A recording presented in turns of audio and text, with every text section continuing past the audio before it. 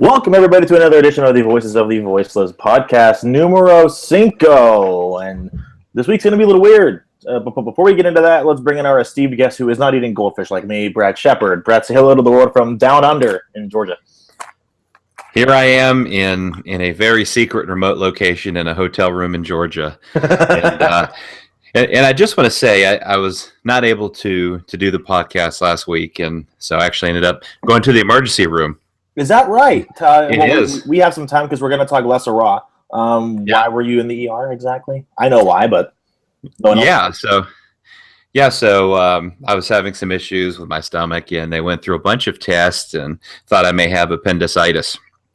And so, I was going through a CAT scan, and it was kind of a good news, bad news scenario. So they said, you don't have anything overly serious, no appendicitis, that kind of thing, but you do have a hernia in your stomach. Oh, man. So they kind of explained how it happens. And so apparently the hernia in the stomach was caused from lifting a heavy weight. And what were you looking at? Well, you for the past 5 weeks on this podcast, apparently. Yeah. Who's been on TV and who hasn't? I'm going to raise my hand. Sorry. I love it when a joke comes full circle. Damn. Doesn't it? But yeah, so do you need surgery? I mean, most hernias do require it. Yeah, I think eventually I will. Okay. Yeah. That's it? Nothing else? Okay, moving on. So you said you want to talk about some stuff before we get into Raw at all, so I give you the floor. Yeah, another always interesting week in WWE and beyond. So we had Hulk Hogan, who is now a brand ambassador for a major gambling website. And I just want to know your thoughts on always betting on black. Oh, that is not the name of it. That can't be. That absolutely cannot be the name of it. No, not at all. Okay, good. Honestly, it's what it is. I mean, I don't know. Hogan's just trying to get back into the good into the good looks, I think is the right way to put it, of WWE management society, because he is a societal figure that will never, it's just not going to go away. And so for him attempting to do something like this is very cool. In my opinion, I think it's cool. I mean, the reason I do is because he's at least trying. He's not like Virgil, who's a jackass, who's sitting at home doing nothing with himself, and other than pretending to be Xavier Woods' dad. So did you see Virgil's greatest top 10 matches of all time? My God! Does he have any? Does he have one? Well, yeah, he's in several of them. Of course he is. Of course, you missed the classic at Wembley Stadium, Virgil versus Nails. It was like in the mid-'90s SummerSlam. Oh my God. That was the year that Bret Hart defended the Intercontinental Championship. It was against the British Bulldog, I believe, and it was at Wembley Stadium, and he had just the Virgil just had this match with Nails. It was the total shits, but of course it's apparently one of the top 10 matches of all time. Of course, okay, yeah, I'm sure Virgil's a dumbass, but besides Virgil, Hogan's at least attempting, right? So I will give him the benefit of the doubt. He could have picked something better than a gambling website. Like, why not like Build-A-Bear or PetSmart or I don't know, Animal Friends? Like, he's never heard an animal that we know of. So, I mean, he can't be the ambassador for NAACP. So he's gonna have to do something that's on his own level and that will promote goodwill. And, well, it's very apropos. Hulk Hogan representing a gambling site. I mean, the jokes write themselves. They're taking a gamble. He's taking a gamble. As far as I'm concerned, he should just stay out of the public spotlight. Of course he should. He's clearly, at this point, I don't think any PR person's this stupid. So I think that he's just not listening to anybody's advice, brother. And he's doing whatever he wants. And it's not good for him. He just needs to let it ride out. Unfortunately, but hey, crazier things have happened. We still could see Hogan at WrestleMania 32. Crazier things have happened. We saw TNA referee Earl Hebner being inducted into the TNA Hall of Fame coming up. That's good. I mean, honestly, he should be in Vince McMahon's Hall of Fame, but I'm not mad about it. I'm not mad about it. It's.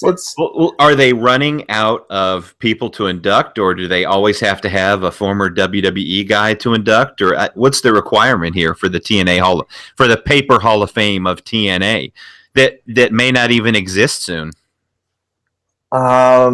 It's they're enshrining somebody who deserves to be in a Hall of Fame, and if it isn't going to be WWE's, it should be theirs. Truthfully, I mean, Errol Hebner is the most famous referee of all time. Is that? I mean, you're older than I am, most notably. Can you agree with that sentiment? Is he the most? Is he the most famous referee? He's been in the most controversial events. That's true. There's nobody that can argue that point. So I beg to be critical of Earl Hebner, who's paid his dues. He has, right? Yeah. Do you see his tweet? Do you see his tweet where he was threatening to punch his daughter in the face? I have not. Well, maybe he's not a good dad, but he's a good referee. So he was going to give her the 1, 2, 3.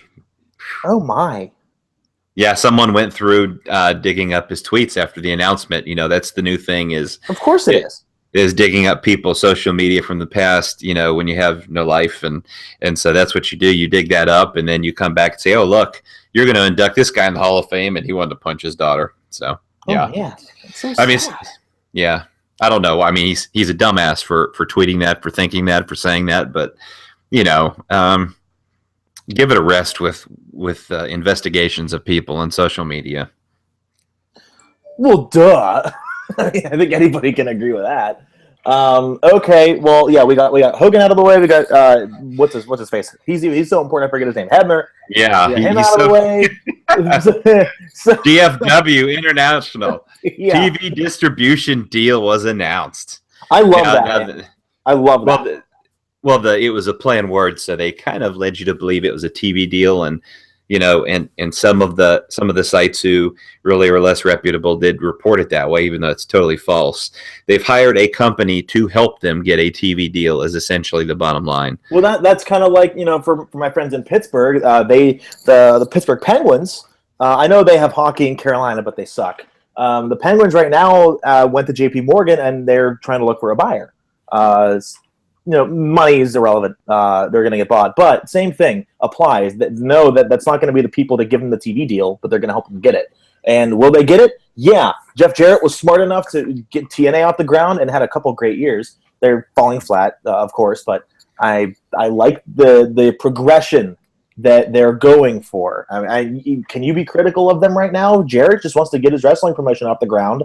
He's doing a decent job with it. I mean, I don't think so at all. I think it's been a total failure to launch. I wrote an article about it a long time ago. It's just ridiculous how this guy's been launching this company for such a long time, over a year. 3 years, right? 3-year project. I don't know how much more time he needs to get a company on TV and get it going. I mean, sooner or later, if he can't get a US TV deal, he's going under. So, perhaps that's the reality. That might happen. It really might. We don't want that. We want as many options as possible. It's like I say, you don't want to go to Baskin Robbins and they have one flavor. I want all 32. I like ice cream. Same thing with wrestling. Well, starting a wrestling promotion isn't easy. Everybody knows that. Well, he's just not nearly as good of a booker or promoter as his dad is. That's true. Jarrett. That is very true. Okay, variable. Obviously, a hypothetical question. What if Jeff Jarrett was able to bring Jim Ross in, which was almost a reality, but it just never took form? What if that were to happen? Do you think he would have an even better chance? Or does Jim Ross only have mastered the booking end of it, not the financial side? No, I think Jim Ross would be a good addition. He's the greatest play-by-play announcer of all time, in my opinion. He's ahead of Gordon Soley, who I would say is up there with him as well. But I don't think that's going to be a game changer at this point. That would get. Hey, you know what though? Just having Jim Ross on and the popularity that he has brought up of himself just since he left WWE, I think would be huge, and that might alone, because they do have a talented roster. They took TNA's best wrestlers, aside from Brodus Clay or Tyrus, whatever the hell his name is. But what's the difference between GFW and TNA? Can anyone tell me that? Running the show. That's the whole point. Is it not? I mean, isn't she the one that's ruining the company? And yeah, folks listening, that she is ruining it. I'm sorry, it's true. They have the talent, they just don't know how to use it.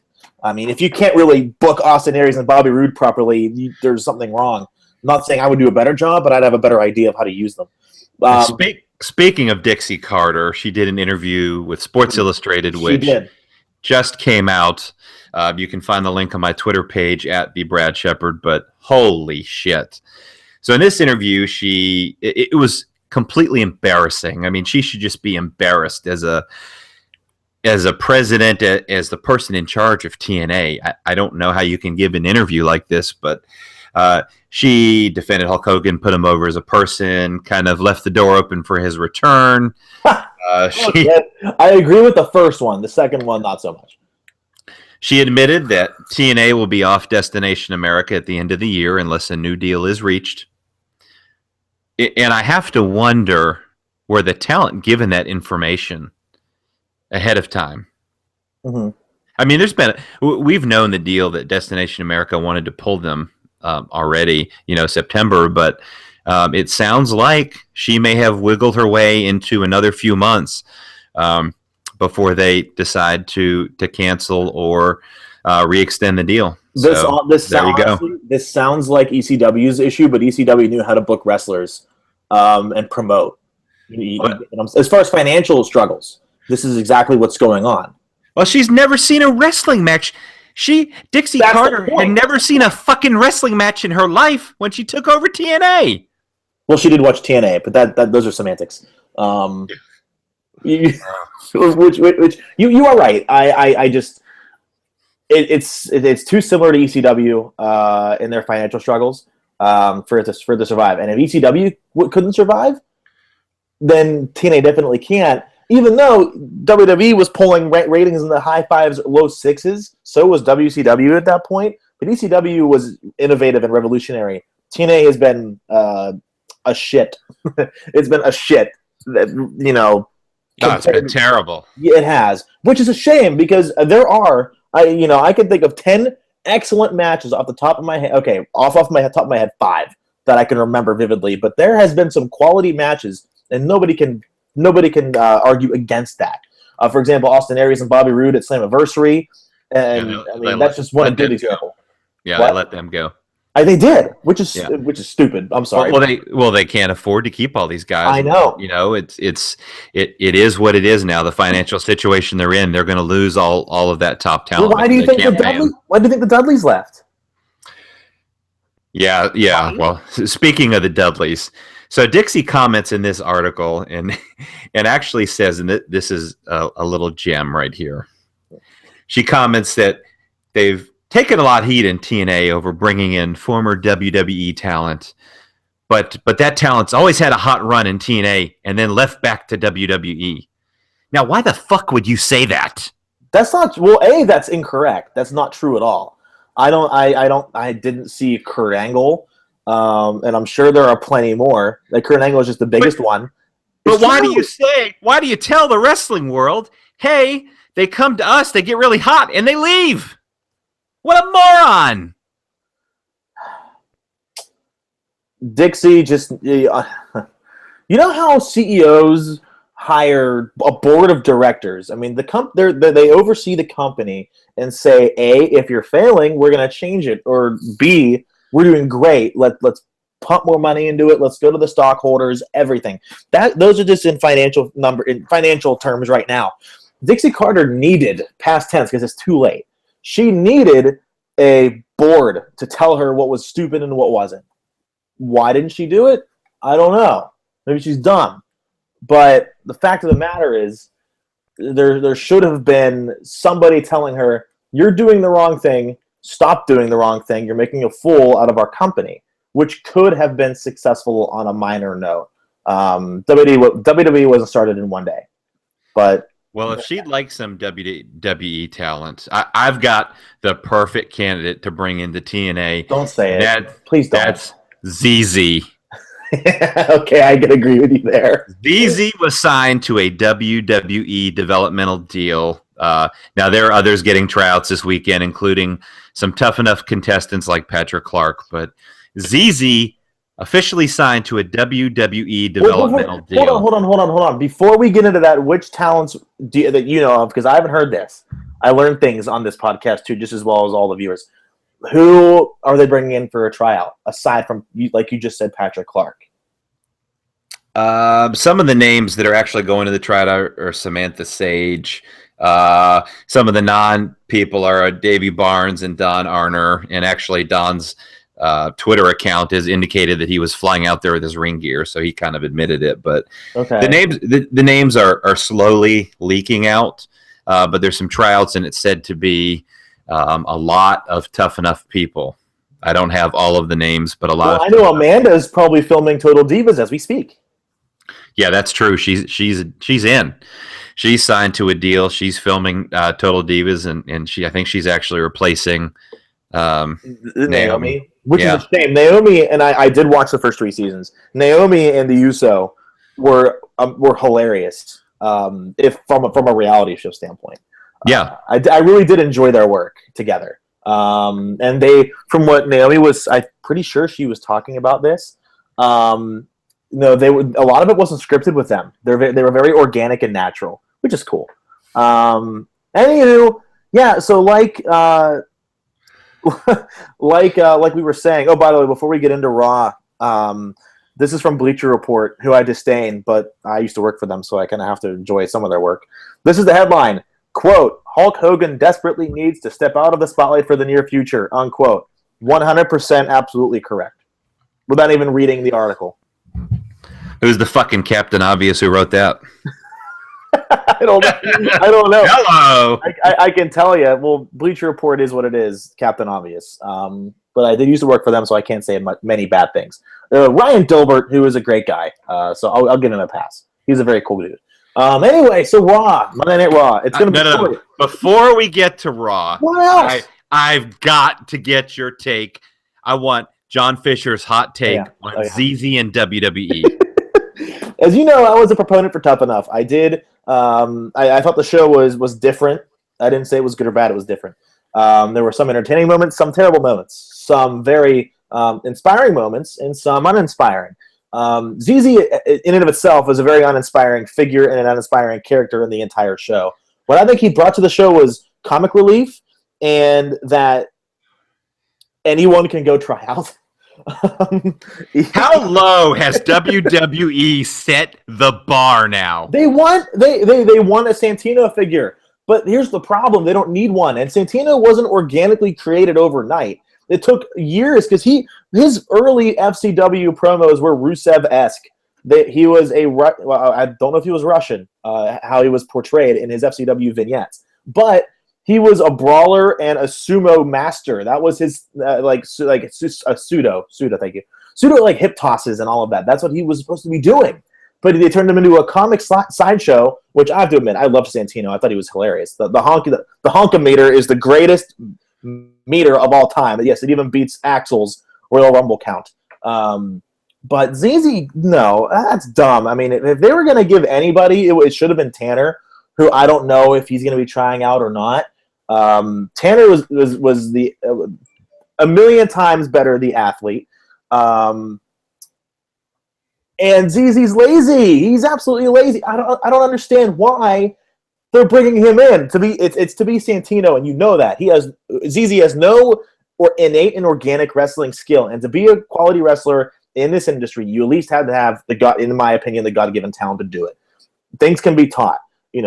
Orton can't do 450 splashes or the moves that like a Sami Zayn can do, but he has the God-given ability, and it was passed down. Just as him as an example. I have to ask you. Let's forget about Orton. You're going to put our listeners to sleep even talking about Randy Orton. Oh, stop it. Yeah.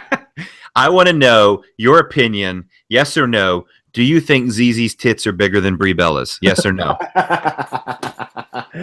Oh, they are. Absolutely. But here's the problem. I think Brie Bella is extremely attractive. I dig the flannel outdoorsy look. So that's just me. Could you imagine ZZ, as in Pam Anderson at Baywatch, doing the running jog down the beach as his huge man tits are jumping up and down? Well, here's the problem. Trampoline. He'd get too tired halfway to Brie Bella and have to lay down for 10 minutes.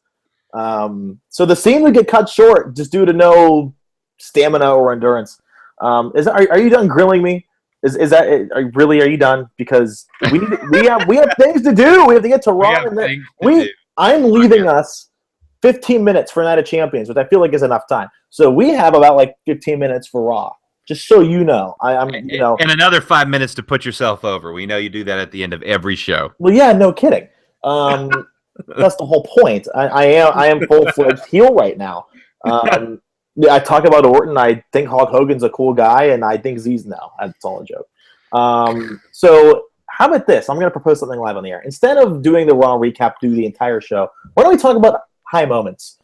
And our top 3 of what was great and top 3 of what was bad. This is all on the fly.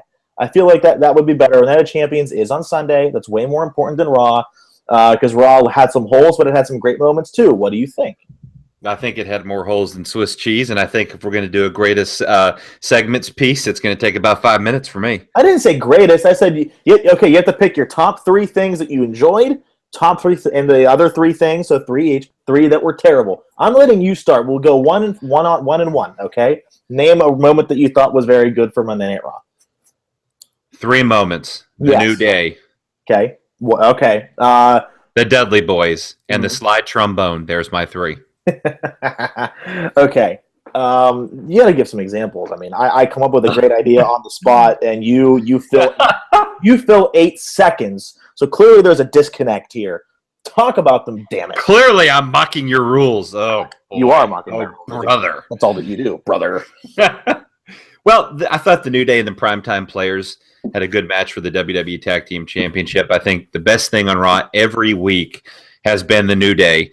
The New Day and, their slide trombone, and absolutely love it. I thought, I expected the New Day to win. The Dudleys appear at the ramp to kind of set up the feud. They've got the big match coming up at Night of Champions. I'm a fan of all the teams. I love the tag team scene right now.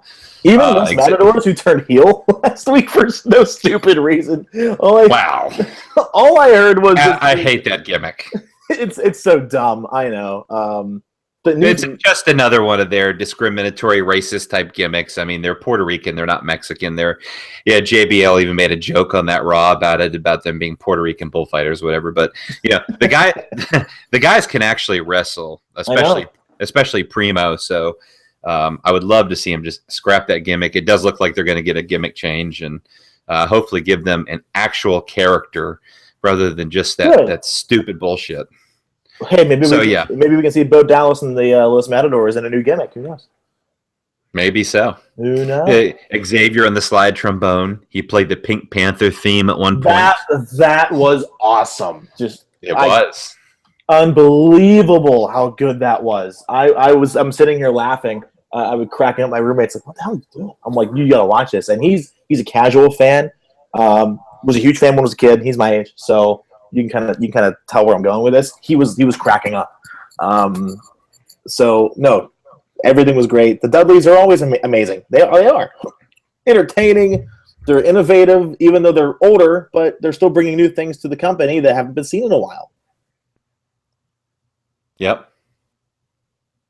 Yeah. So that was really it. I mean, that was my great moment. I mean, I can tell you what sucked. Okay, not yet. My turn. Okay, so my turn. My turn. So, top 3 things. The 3 things that I love from Monday Night Raw. One, I have to copy the New Day was simply fantastic. I think the beginning when they were dancing with Steph and Triple H, underrated moment. I thought it was hilarious, and the crowd ate it up too. So that was always good. The trombone's a nice touch every single time. The second one, more of like a nostalgic moment for me, was Sting's match against Show. It was like WCW Nitro all over again, but I loved it. And I thought of a little justification for why Big Show was the opponent. He knows Sting. It was safe. You knew it wasn't going to even get to a finish because Rollins was going to interfere. But I still loved the way they set it up, and I enjoyed. Anytime Sting's on Raw is a great moment for me. Unless he starts a rapping gimmick and never loses a title. So at least that's not going to happen. And the third thing for me is a big controversial one. After much hate, not to me, but to the WWE themselves, I thought the women's match was a bright spot of the show. I considered everything that they did, that they wrote, to be quality. Very funny. You just don't understand. You don't have a wrestling mindset. Thinking of it, and I'll end with this because I know you're going to retort. Thinking of the booking and logic and how they're going to display it. Let's throw away and say the Divas Revolution was a success, even though it was mediocre at best. The way that they wrote mediocre, I think that's being generous. I call it the Divas Dissolution, which is a good, fucking terrible. It's a joke.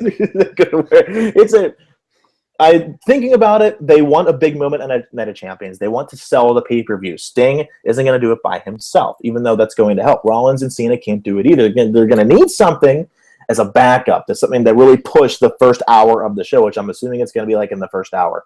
When Charlotte wins on Sunday, and I'm going on the record and saying that, it's going to be a huge moment. And why have a title shot 6 days before you have to have every title defended? So either way, 2 title matches are going to happen in 1 week. Should they have done it a month ago? Sure. But that would have taken away the storyline of the AJ Lee and breaking her record. So the way they did it, I think, could have been handled better. But I think the fact that Nikki had to win in a heel way was absolutely perfect. It's going to lead to a great moment, and Charlotte's acting was phenomenal. I mean, I think she was crying just, subconsciously, and it led to a great moment of when the camera zoomed in on her face. It was like her in tears, like the title's going to be taken away at seconds after I win it. Oh, I thought she was crying because of the writing. Well, that too. That too, but I think that was a bright spot, and Sunday's going to be great for the Divas because of that. That is, if Charlotte wins. If Nikki wins, clean, no interference from Team Submission Sorority. Look it up, kids. And anything of that nature, then they ruined it completely, and the Divas Revolution is over. But it was over weeks ago, as I said on this very podcast. It was over. And at this point, I'll go even further. Nikki Bella should beat Charlotte on the pay-per-view. Why is that? Because the record is already a record. So now it's irrelevant.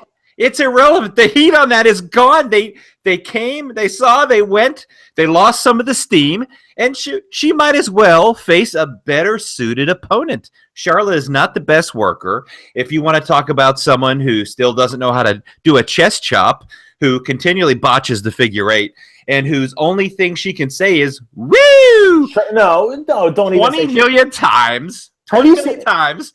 It's like she's a clone of her father. She has no character. Have you seen any of her matches on NXT? Gosh, you're kidding. Yes, I have. They're amazing. Who did she wrestle?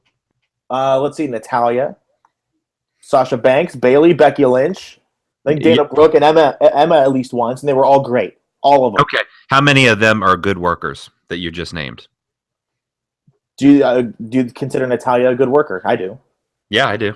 Sasha. Yeah, I do. Becky. I do. Bayley. I do. Emma and Dana Brooke. Emma's all right. Dana Brooke's not great. Point is, it's just like John Cena. Yeah, he's having the best matches of his career. Sure. Look who he's wrestling. Cesaro, Kevin Owens. Come on, of course he is. He's wrestling some of the best. And it's not to knock Charlotte, but there are better workers, and maybe they're more deserving. I mean, they're going with they're pushing her father with her heavily, and we saw that worked out for David Flair. But anyway, one bright spot out of this though is that they're pushing Sasha subtly, if you've noticed in the last few weeks. Yeah, she's great, and hopefully they continue to push her. But I'm just, they lost a lot of steam. The writing was terrible. They did the same damn finish. They did this a couple of months ago at Money in the Bank. The dusty finish, I know. They just did it. It's not creative. Who's writing this stuff? Are they just like, they don't want to deal with it? They just copy and paste the finish? It doesn't make any sense. And so then you have the interference thing, and then, oh, well, it was a disqualification. It's the whole thing. Okay. The last time they did this, it wasn't, Stephanie comes out, oh, well, this is a disqualification because you did that. But the last time they did the same finish, it was a different result. No one came out and said that was a disqualification. The match continued. I know. Okay. And so the whole thing is just inconsistent. There's no continuity. There's no consistency. They have put them in a 3-team deal. They've brought them all in at once. They've given them no characters. And that was stupid unless they would have dominated everybody. The 3 of them. And they have not allowed them to succeed. They don't want a Divas Revolution. They want to take the moment of all the women doing well in sports and in media, and they want to ride that wave of success themselves. But it's not a real Divas Resolution. If that's what you think, you're a fucking moron.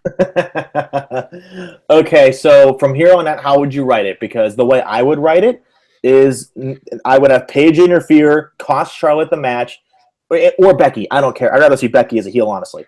So have Paige or Becky interfere and ruin Charlotte's match. Have Charlotte feud with them or her, whatever. Then have Sasha beat Nikki for the belt at Hell in a Cell. Yeah, I see Charlotte lose. I just have Nikki just absolutely fucking destroy her. Well, then you just ruin Charlotte. A 30-second squash fest. That's stupid. You have you have no appreciation for women's wrestling at all.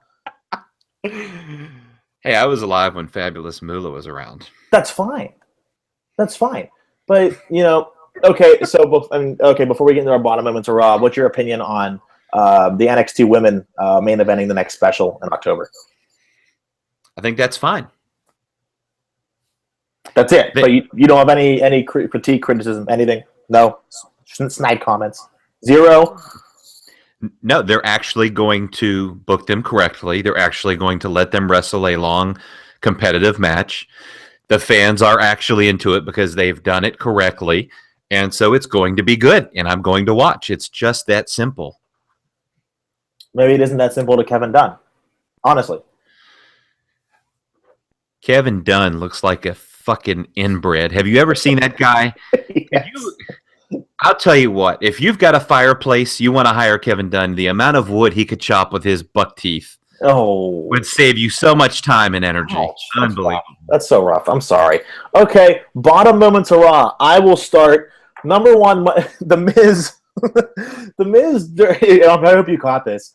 During Miz TV, one of the first lines is that he called Night of Champions Hell in a Cell and didn't correct himself. Well, who cares? I mean, who cares? It's all the same shit. The matches we have at Night of Champions are probably going to be the matches we have at Hell in a Cell, and he's not on them anyway, so who really cares? Good for him. I just thought it was funny. I'm like, he said Hell in a Cell. He's not fixing him. Okay. And then a lot of people, Scott Fishman being one of them on Twitter, is like, Vince has to be going nuts backstage. And Scott would know, which I think is great. That's just hilarious. Second portion, just the Dolph. I've been trying to be so cautiously optimistic about this, but it's so dumb. Dolph gave Summer a present, their earrings, and Summer opened them when Rusev wasn't looking, and blah, blah, blah, blah, blah. I don't know. I think they're just throwing irons in the fire to see if they'll actually stick. And honestly, my third one... Wait, you actually, that was one of the things you enjoyed? No, these are my top 3 bad things. Bottom 3 bad things. So you finally see the light on the Dolph Ziggler Rusev angle? The TMZ shit last week ruined it for me. Then I counted out. It's terrible. It's like a high school drama. It's TMZ, man. It is. That's exactly what it is. It's terrible. And nobody cares. I mean, you got a guy like Rusev who is so good. He's funny. He's funny, too. He's flexible. He can do different things with what he's given, even if it's not great. But they've pigeonholed these people into something that's not good at all, and they've continued it over and over. They keep doing it, and they won't fucking stop. And they do it over and over. Nobody cares. And I'll tell you who cares. Vince McMahon cares because, as I told you before, he's the one popping the Viagra and jacking off while he watches this shit. Ouch. Wow. South. Nobody else likes it. Who else would be booking this shit? Nobody else likes it. The fans don't care. Well, and then again, Lana and Ziggler still get pops. So I don't know. Going just by reactions, they're still getting liked. So in that sense, WWE is screwing up totally. Lana was already over. That's why she's getting cheers. She had a good thing with Rusev, and they screwed it up. They tried to fix something that wasn't broken. They had a good thing. They wanted to make her the next blonde bombshell. They totally screwed that up. Which she they is. Put him into a stupid angle. She's very beautiful, and that could work if done correctly. Yeah, they just don't do anything correctly. Okay. And honestly, my bottom three is kind of satirical because I didn't really hate anything from the show aside from The Miz. I want to call him Mike. How dumb. From The Miz saying Hell in a Cell. John Cena faced up against Sheamus. I wanted Orton versus Sheamus, number 287, damn it. That's all. What were your bottom three things? It's a lot more than three. Well, you have to pick your least favorite three. That's the whole point of this game. This game. I don't play well with others. I'll try my best, okay? But fair. What I did not like. Well, let's see. Shouldn't be that hard. John Cena versus Sheamus. Okay. I don't want to see that match. Can I interject? The ending was a lot better than I expected, but that's it. Oh, yeah. You must be referring to where Cena completely no-sold a running. Oh my God! I tweeted at you too. I'm like, what the no-sell? This guy is the face of the company, and God damn, can he sell a move? Does he always have to do this? He no-sells a running senton by Sheamus. He pops up like he's Superman, hits the attitude adjustment, and pins him clean, and that's it. And it was like he was never hit with the move. And that's one of Sheamus' signature moves. That was the best part. I thought it funny. Take a bit. You got that. You've got him trying to do, his submission, and it's just like, he's got the guy's nose 6 inches of space between his face and his fist. Jesus Christ, you are the face of a professional wrestling company, and you can call it entertainment. You can call it sports entertainment. You can call it whatever the fuck you want to. Ringling Brothers, Barnum and Bailey Circus. It's professional wrestling, and he's got to learn how to fucking do that shit. I know. I'm with you. I really am. So John Cena versus Sheamus. No interest, no build-up, not a great match. Cena is no selling. It's just, terrible. It just wasn't good. Next thing on my list was Ryback's... I'm sorry. Go ahead. I'm done. Ryback's in-ring promo. Oh, that was terrible. I'm sorry. Oh, that's a bright spot. Kevin Owens' promo. That was great. Yeah, even he couldn't save this, but he's going to be a bright spot. Mm-hmm. Clearly. Ryback coming out. Of course, Raw is from Memphis. He's singing All Shook Up to a dead silent reaction. Even JBL called it terrible, which means he's Vince's mouthpiece. So Vince probably, yeah, damn it, call it terrible. Call it terrible. So yeah. So it was terrible. It was. And whoever is writing Ryback's promos must be fired. On cue cards. Don't forget the cue cards. It's terrible. His scripted promos have been absolutely terrible. They don't even fit his character. Some of the stuff he's saying, there's no way that Ryback's character would talk like that. It was ridiculous. Owens, of course, came out and tried to save the segment and made fun of his book and, whatever. It set up the match. It set up the match, I guess. It's just, it is what it is, but that was not great for me at all. Okay. I don't even care about Stardust, the Ascension, the whatever the fuck they're called. I don't care about. I don't even care. It's cosmic crap, is what it is. I wrote that on my notes. I didn't even pay attention. This is cosmic crap. I'm over it. So those were my match notes. Did you? Well, because the match never actually started. It wasn't even a match, which is. Well, I must have blinked and missed it. There wasn't a match. I promise you. They didn't even ring the damn bell. But okay, would you be behind Cody if he went back to Cody Rhodes or any of his other gimmicks? Because I must admit, Rhodes is one of the best and most underrated people on that entire roster, and you give him a gimmick and he'll run with it.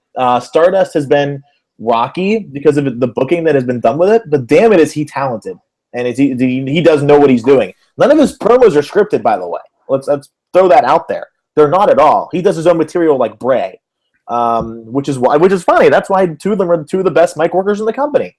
Interesting. Yeah, I'm a fan of Cody Rhodes, and I think he's a guy who can take a gimmick, pretty much any kind of gimmick, and make it work pretty well. So, yeah, I would love to see him return to the old Cody Rhodes character, and I would support him. But this is just not. Yeah, it's just nobody cares. Yeah. Nobody cares. Nobody cares about the Ascension. They suck, and it's a shame because it's not like they're terrible workers. The smaller guy from the Ascension was, I guess, a worker in Canada. Lance Storm had good things to say about him. So, but it's just the characters just suck. I know. The creative sucks. We know that. I wasn't a fan, of course, of the Divas Championship, so I would say that as well. JBL called Nikki Bella a fighting champion, which is great until you realize it's been about 2 months since she defended the championship. That. And I put on Twitter at Jon Fisher IQ, by the way, how is she a fighting champion if she hasn't defended her title in a couple of months? Well, because JBL said so. It must be true. He is the heel announcer. Okay. Yep. So there's Raw. Wait, did you give us your last thing? You didn't, did you?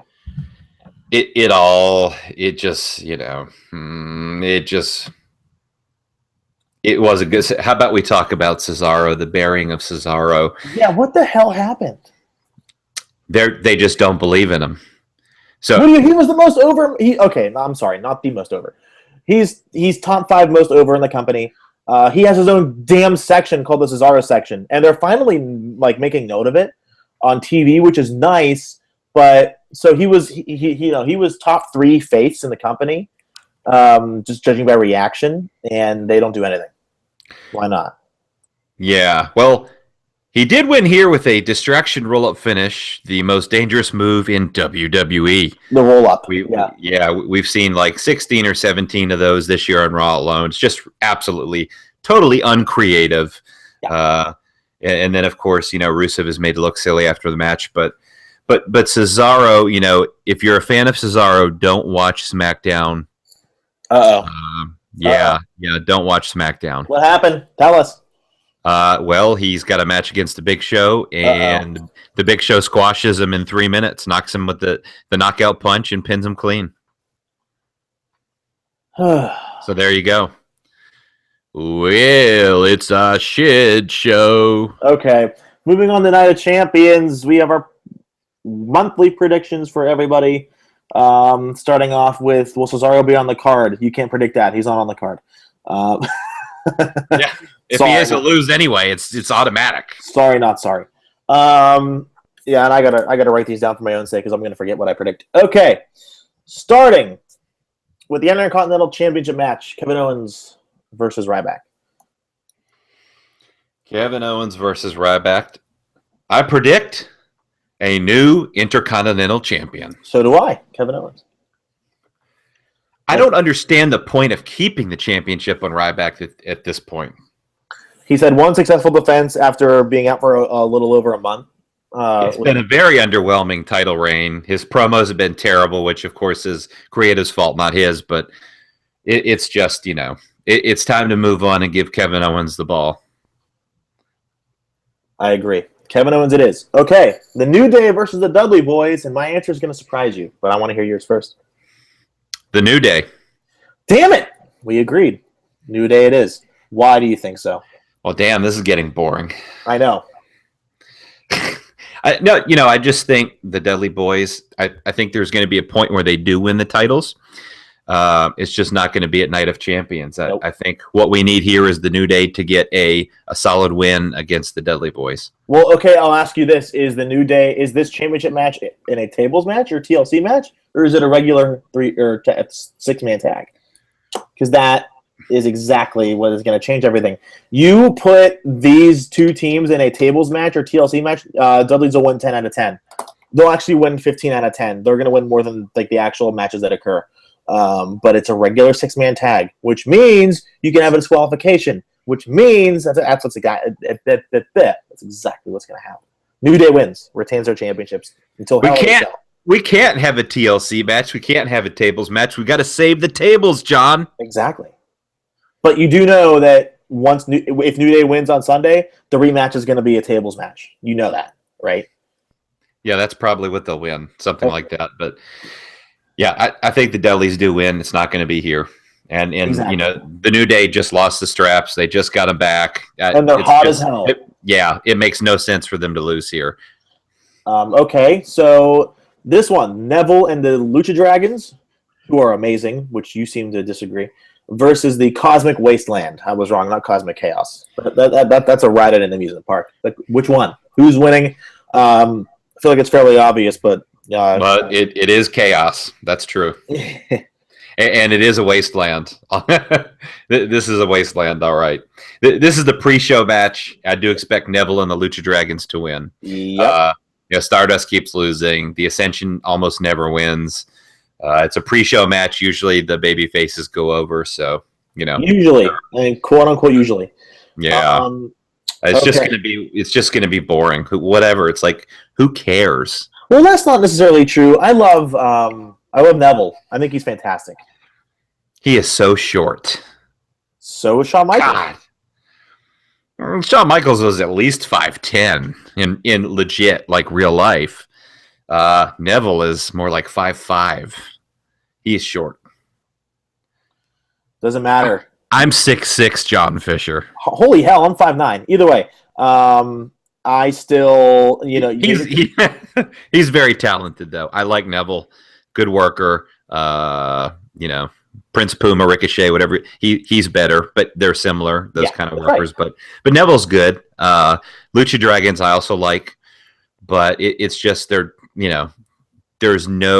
is not a real feud. There's no momentum. There's been no storytelling. It's just throwing these guys together because we have nothing else for them. So it's just not interesting. Well, you know what? Whenever people were complaining about Stardust moving back to Cody Rhodes after his father died, he said that there's a plan for Stardust and to ride with it. Maybe there's a bigger plan here. You don't know.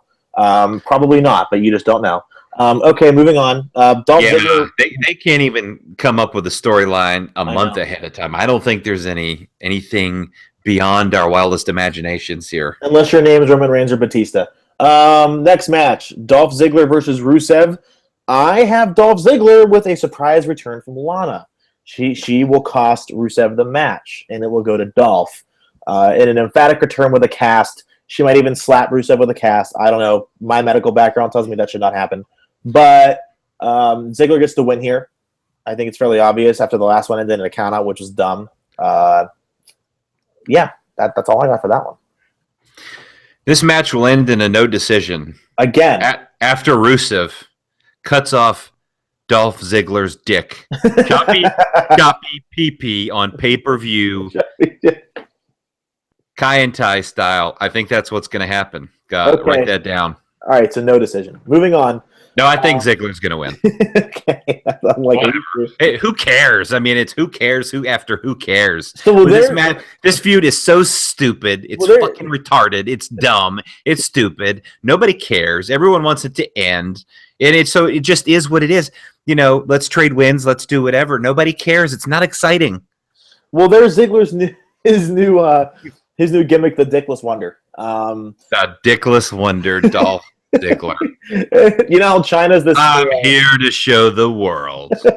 Okay, so the Wyatt family faces Dean Ambrose, Roman Reigns, and a mystery guest. It's going to be Vacant. Vacant is their sixth man. That's the answer. Vacant, they're going to win automatically. Vacant never loses.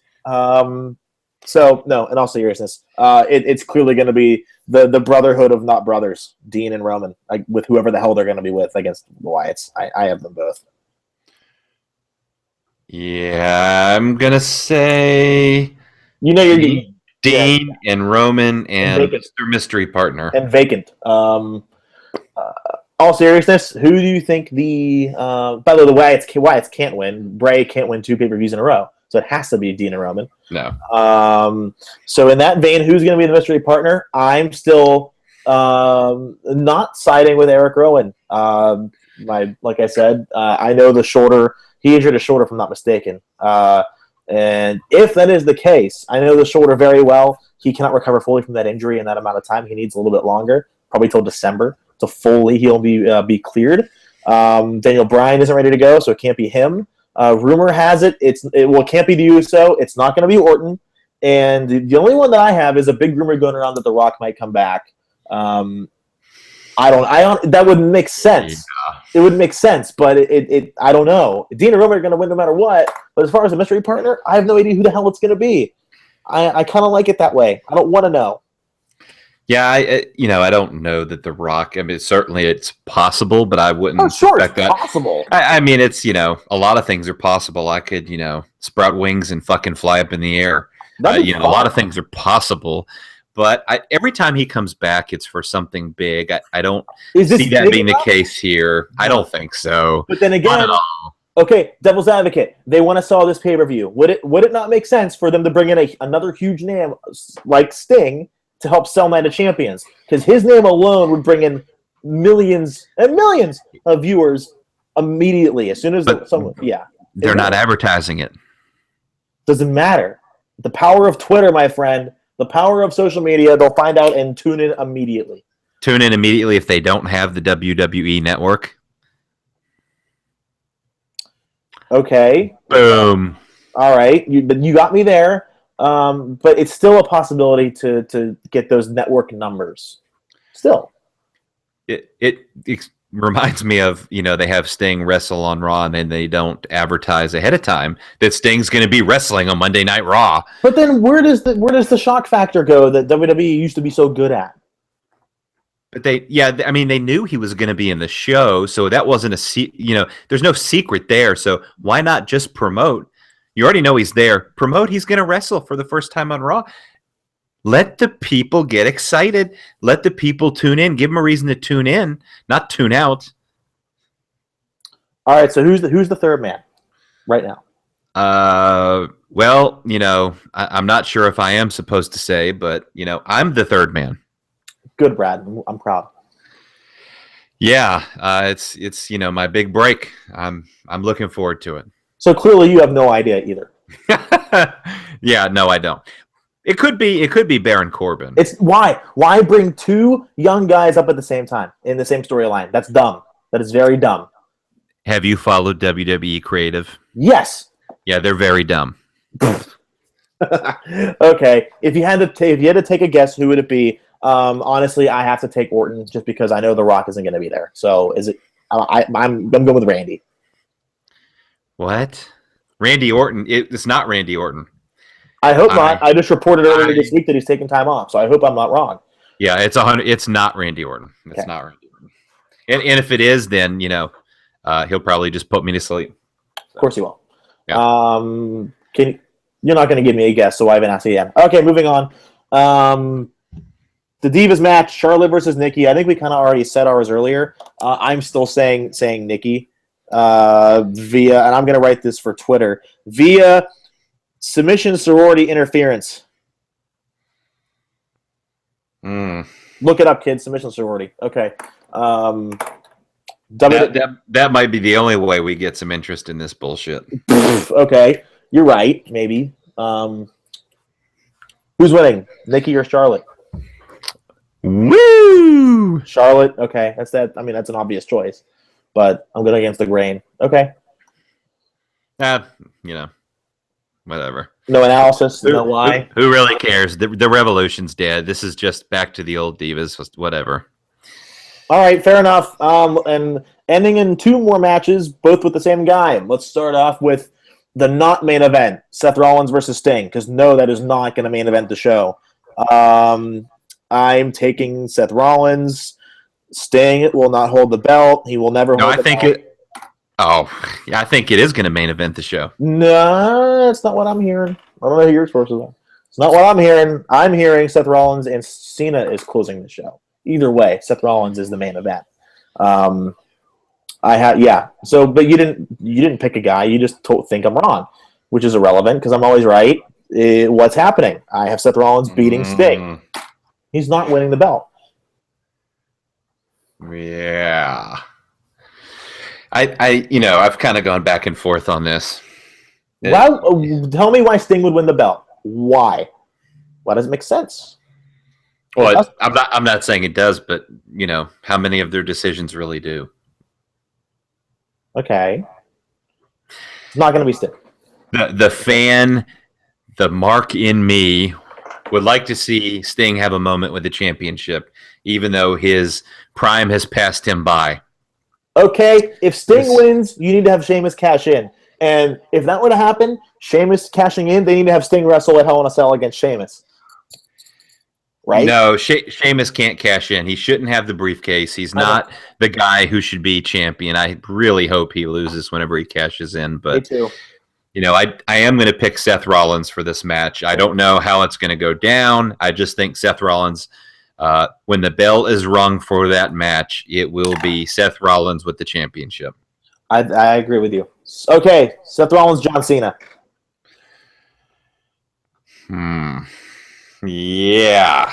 So I think John Cena has a legitimate shot, but I think the best thing you can do here, probably to keep Seth Rollins strong, is have him also walk out with the United States Championship as well. I mean, they've booked the guy pretty poorly, and they need to keep him strong. So you do that by having him walk out with both championships. So my prediction, you heard it here, Seth Rollins, both championships, leaving Night of Champions. I have John Cena walking out as U.S. champ. I think Rollins is going to hold one and get rid of the other, and have Cena hold the belt up until Finn Balor comes up in January, and have Finn Balor beat Cena for the U.S. title, or Sami Zayn, or Hideo Itami. It's going to go to an NXT guy, but it will, or Cesaro, but it is not going to stay with Seth Rollins.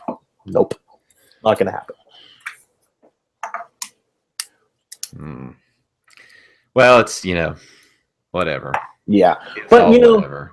Before the podcast ends, good news: Damien Sandow's back. Damien Sandow is back to his. He's been gone for so long, he forgot his name. I know. Believe it or not, Sandow has been seen, and you know what?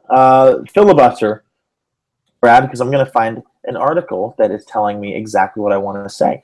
Apparently, Damien Sandow is reverting back to an old gimmick. He is, and it is. Yeah, go for it, man. So he had the intellectual savior of the masses gimmick. This is very similar. He's actually wearing the same ring gear, but it's something more along the lines of the common sense sort of thing. So it's very similar, if not the exact same thing. He's wearing the exact same ring gear, except he is actually a face.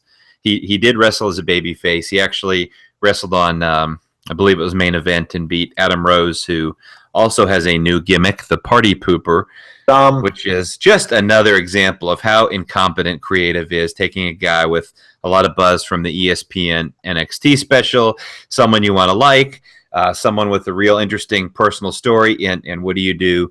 You fail to capitalize on it. You totally ignore it, and you continue with a terrible gimmick. Great job. Yeah. I'm excited to see what he's going to be able to do, because I love Damien Sandow. Great guy, great wrestler. Yeah, they just view him as mid-card. I know. Hey, maybe they can have a feud between Sandow and Cesaro. Who knows? I would pay money for that. Yeah.